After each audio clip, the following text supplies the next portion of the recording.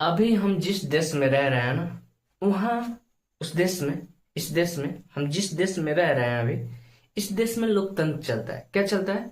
लोकतंत्र चलता है। लोकतंत्र का मतलब होता है जिसमें लोग अपने मन मुताबिक सरकार को चुनते हो। लोग अपने मन मुताबिक प्रतिनिधि को चुनते हो, अपनी कार्य अपनी कार्य यानी अपनी जो जरूरतों है उसको पूरा करवाने के लिए। बात समझ में आ रहा?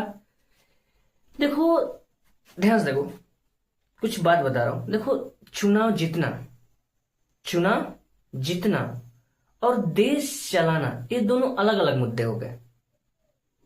बात को समझना क्या कह रहा हूं। देश को चलाना और चुनाव को जीतना, ये दोनों अलग अलग रणनीति हो गई, अलग अलग मुद्दे हो गए।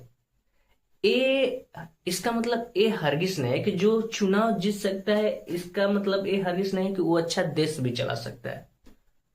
बात समझ में आ रहा? देखो, चुनाव वो जीत सकता है जो थोड़ा इमोशनल हो, लोगों से कनेक्ट करता हो, बातूनिक हो, मतलब बात करने जानता हो। ये लोगों से कनेक्ट कर सकता है, भरोसा जीत सकता है। लेकिन ध्यान से देखो, इसका मतलब ये नहीं है कि जो भरोसा जीत सकता है वो देश को चलाने में अच्छा हो। देखो, देश को चलाने के लिए ना कुछ दूर तक सोचना पड़ता है। आज हम फैसला ले रहे हैं, उसका 5 साल बाद क्या असर पड़ेगा, ऐसा सोच होता है जो गहरा सोचता है। बात समझ में आ रहा? कि आज जो हम फैसला ले रहे हैं उसके पास 5 साल 10 साल बाद इसका क्या परिणाम होगा, अच्छा परिणाम होगा या बुरा परिणाम होगा। ये होती है असल देश चलाने की क्वालिटी। बात समझ में आ रहा? कि इस फैसले से, इस तथ्य से, चाहे जो अभी कार्य कर रहे हैं इससे कहाँ पहुंचेंगे 10 साल 20 साल, या जो बार बार कह रहा हूं कि नेता बनने के लायक वही होता है, यानी देश चलाने के लायक वही होता है जिसका फ्यूचरिस्टिक सोच हो।